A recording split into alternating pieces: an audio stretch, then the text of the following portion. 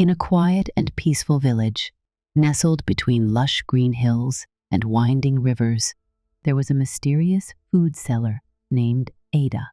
No one knew much about her, yet every day, without fail, she appeared at the bustling village market with large steaming pots of food that carried an irresistible aroma.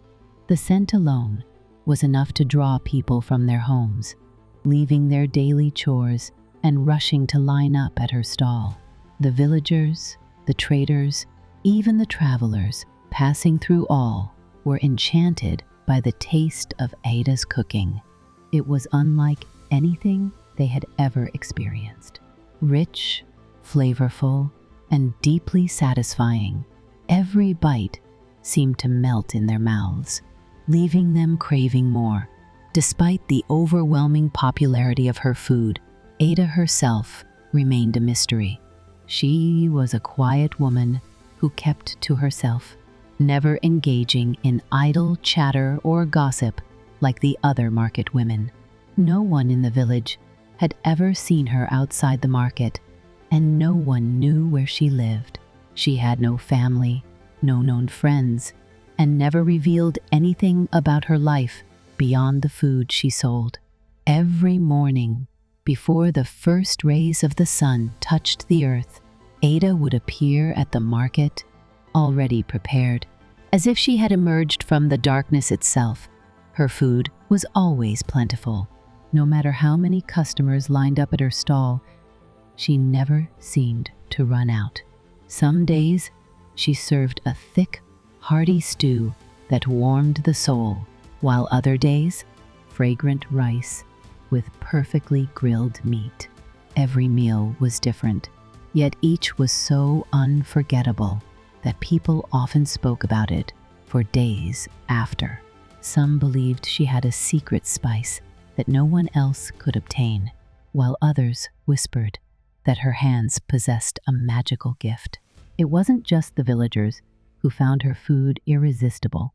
Even the village chief, a man of great importance, ensured that his servants arrived early at the market to buy Adah's food for him. He refused to host a feast without her dishes, for no other cook in the land could match her skill. Those who tasted her food once would return again and again, unable to resist the pull of its incredible taste. Yet, for all the joy her cooking brought, there was something unsettling about Adah. The way she moved, silent and deliberate, made people uneasy. The fact that she never ran out of food, despite bringing only a few pots, was strange. Where did she prepare these meals? Where did she get her ingredients? How could a woman who lived nowhere and had no farm or livestock create such a feast every single day? The whispers began to spread. Some said she had discovered an ancient secret of cooking, passed down from the gods themselves. Others believed she was no ordinary woman, but something else, something not entirely human. The villagers continued to eat, unable to resist the delicious food, but a lingering question remained in their minds: what was Adah hiding? At first, the villagers were content to simply enjoy Adah's food without questioning too much. After all, why challenge something that brought so much satisfaction? But as time passed, curiosity gave way to jealousy, and jealousy gave way to suspicion. Among the market vendors, no one was more affected by Adah's growing success than Mama Uche. She had been selling food in the market for years, waking up before dawn to prepare meals for her customers. Yet, despite her efforts, she could barely sell a fraction of what Adah sold in a single morning. The sight of the long lines in front of Adah's stall, while her own sat nearly empty, filled her with resentment. She watched helplessly as her customers abandoned her, lured away by the intoxicating aroma of Adah's cooking. At first, Mama Uche tried to convince herself that it was just a phase. Perhaps people would eventually grow tired of Adah's food and return to her stall. But things only got worse. Her own children, who once devoured her cooking without complaint, started turning up their noses at her meals. "Mama, why doesn't your food taste like Adah's?" they would ask. "Can't you make it the way she does?" The final blow came when her husband, Papa Uche, returned home one evening, looking unusually full and satisfied. When she asked if he was ready for dinner, he waved his hand dismissively and said, "I already ate at the market. I bought some food from Adah's stall, and it was the best meal I've ever had. You should try it sometime." Mama Uche froze. Her heart pounded with rage. How could her own husband betray her like this? How could he praise another woman's cooking while hers remained untouched on the table? That night, as she lay in bed, unable to sleep, her resentment boiled over into something darker. The next morning, she arrived at the market earlier than usual, setting up her stall with fierce determination. But no matter how hard she tried to ignore it, her eyes kept darting toward Adah's stall, waiting for her to arrive. When Adah finally appeared, carrying her large pots with the same quiet grace as always, Mama Uche clenched her fists. She watched in burning anger as the first customers lined up, including her own husband, who greeted Adah with a smile before taking his place in line. The humiliation was too much. Without thinking, Mama Uche stormed toward Adah's stall, pushing past the crowd. "Adah!" she shouted. The market fell silent. All eyes turned toward them. Adah looked up, her expression calm as always. "Yes, Mama Uche. You need to stop selling food to my family." Mama Uche's voice trembled with fury. "My husband, my children, they should not be buying from you." Adah remained composed. "I did not make them buy from me," she said. "They came because they were hungry. I sell food to anyone who wants it." The crowd murmured, intrigued by the confrontation. Mama Uche's anger only grew. "You're making my family love your food more than mine. It's not fair." Adah sighed, her voice soft but firm. "Mama Uche, I have never spoken ill of your cooking. I only do my job. People come to my stall because they enjoy my food. I have not taken anyone from you." But Mama Uche was beyond reason. She saw only one thing: her family slipping away from her, drawn to the mysterious woman whose meals were simply too good to resist. Her jealousy turned into something deeper, something more dangerous, and in that moment, she made a decision: she would find out Adah's secret, no matter the cost. That night, long after the market had closed and the last embers of the cooking fires had died out, Mama Uche remained awake. Her anger had not faded. Instead, it had transformed into a burning determination. If no one else was willing to question Adah, then she would do it herself. Sitting in the dim glow of an oil lamp, she replayed the events of the day over and over again. The way Adah remained calm, how she answered without hesitation, how she never denied the accusations, only deflected them. Something was not right. No ordinary woman could prepare such a feast every single day without ever running out of food. No ordinary woman could remain untouched by the jealousy and resentment of others, and no ordinary woman could turn an entire village against those who questioned her. Mama Uche had heard whispers in the market before. People had always wondered where Adah got her ingredients. No one had ever seen her buy food supplies. She never visited the farms, never bargained with the traders. Yet, her stall was always full, her pots never empty. A chilling thought crept into Mama Uche's mind. What if the rumors were true? What if Adah was using something unnatural in her cooking? Determined to uncover the truth, she made up her mind tonight she would follow Adah and see where she went after the market closed. Hiding in the bushes near the marketplace, Mama Uche waited, her heart pounding in her chest.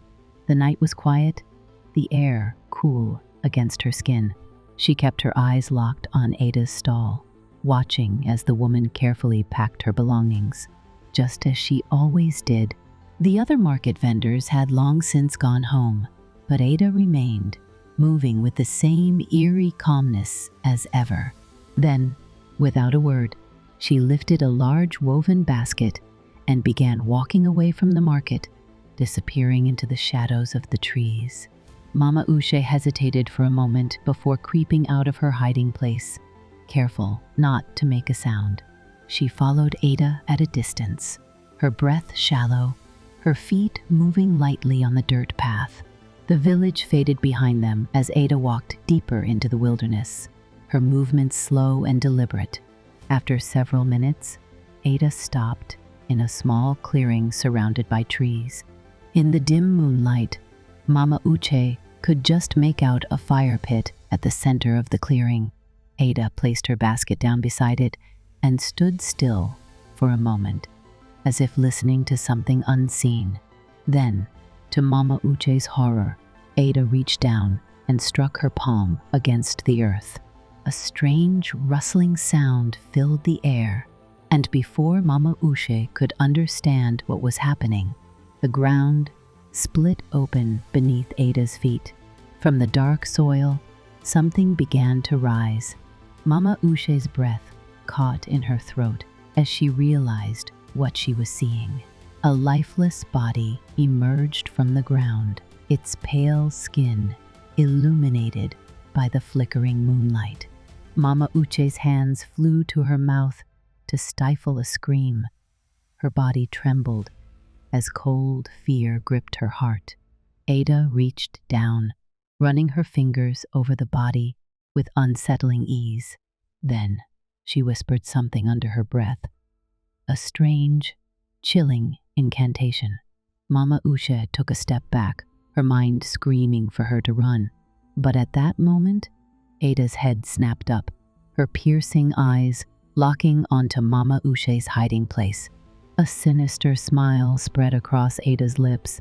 "You should have stayed away," she whispered. Before Mama Uche could turn to flee, a strange force washed over her. A deafening silence filled her ears, and when she tried to scream, no sound came out. She had been made mute. The truth had been revealed, but at a terrible price. Mama Uche stumbled backward, her hands grasping at her throat. As the horrifying realization set in, she could no longer speak. Her screams of terror remained trapped inside her, unable to escape. The weight of silence pressed down on her like an invisible force, suffocating her. Adah stepped closer, her eerie smile never fading. "Now you understand," she murmured. Though Mama Uche could no longer hear her, curiosity is a dangerous thing. Some secrets are meant to stay hidden. Mama Uche's legs trembled beneath her as she turned and fled, her mind reeling from what she had witnessed. Her feet barely felt the ground as she ran, branches scratching at her skin, the cold night air slicing through her lungs.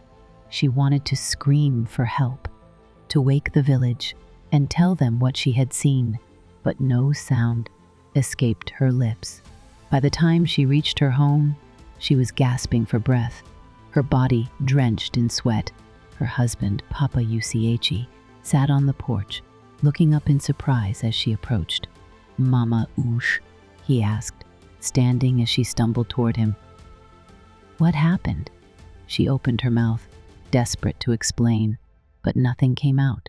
Tears welled in her eyes as she shook her head violently, pointing to her throat in frustration. Papa Uche frowned. "What's wrong? Why aren't you speaking?" She grabbed his arms, trying to communicate through gestures, but he only looked at her with growing concern. "Are you feeling unwell? Did something happen at the market?" Mama Uche could only shake her head, the weight of her silence growing heavier with each passing moment.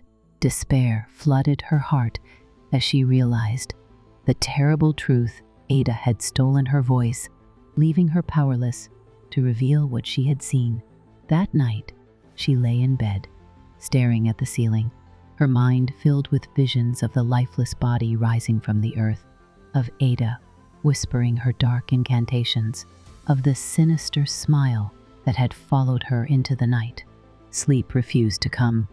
She tossed and turned, trapped in her own horror. The next morning, she tried to write down what had happened, but her hands trembled so badly that the words were illegible. Even if she could explain, who would believe her? The entire village adored Adah. They craved her food. They trusted her. Days passed, and Mama Uche's silence became the subject of gossip. Some villagers pitied her, assuming she had fallen ill. Others whispered behind her back, saying that she had finally lost her mind. But no one suspected the truth. The worst part was watching her family continue to eat Adah's food.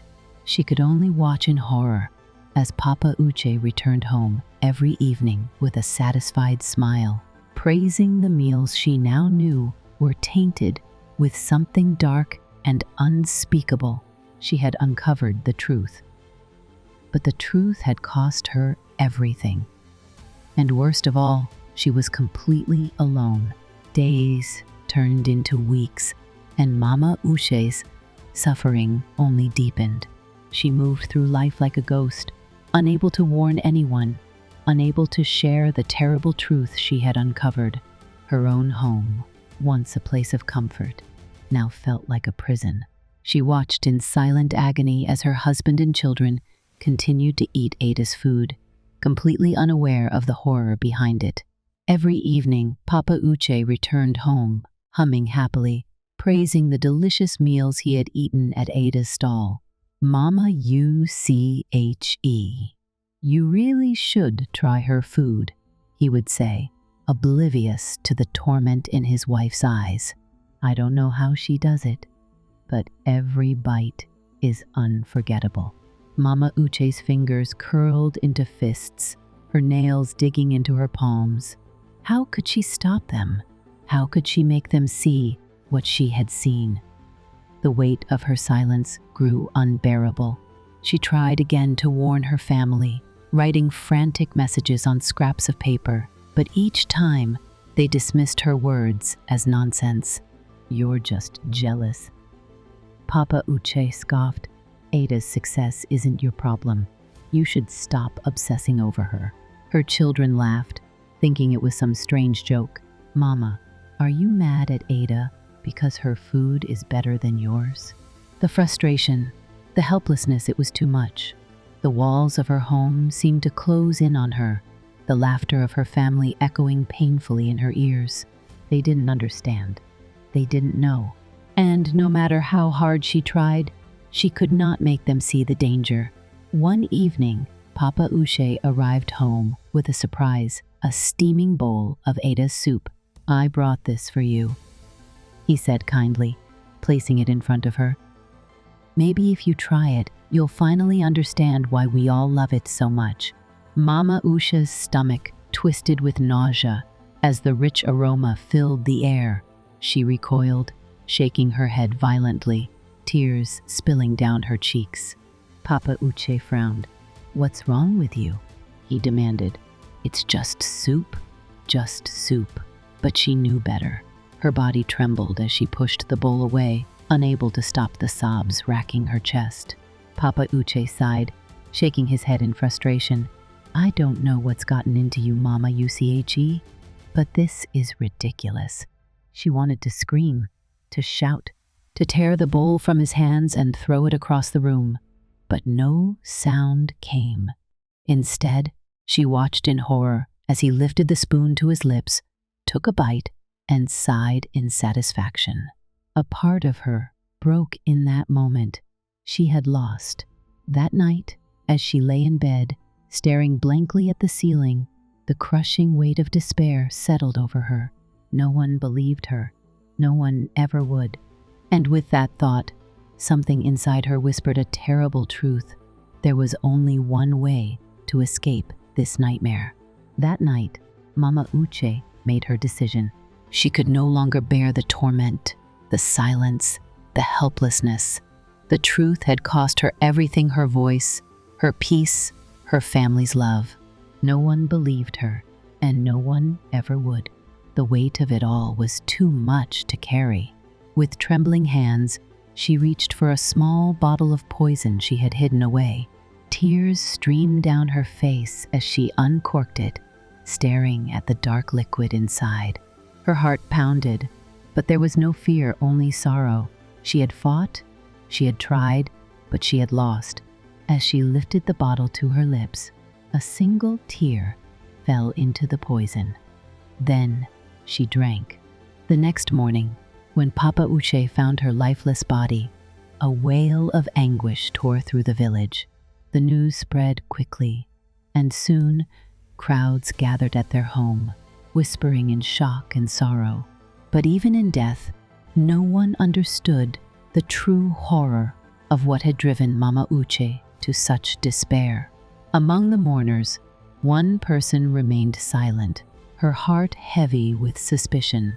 Ngozi, Mama Uche's closest friend. Unlike the others, she did not believe that grief or madness had taken Mama Uche. No, she sensed something far darker at play. As she watched the villagers grieve, Ngozi made a vow. She would not let Mama Uche's death be in vain. She would uncover the truth, no matter what it took. Ngozi stood among the mourners, her hands clenched into fists. She listened to the whispers, the quiet condolences, the murmured prayers, but none of it felt right. Mama Uche's death was no ordinary tragedy. Ngozi could feel it in her bones. The villagers spoke of sorrow, of a woman who had lost herself to jealousy and despair. But Ngozi knew better. She had seen the way Mama Uche had changed in her final days, the fear in her eyes, the silent screams trapped within her. Mama Uche had not simply lost her will to live. Someone had taken it from her, and Ngozi had a strong suspicion who that someone was.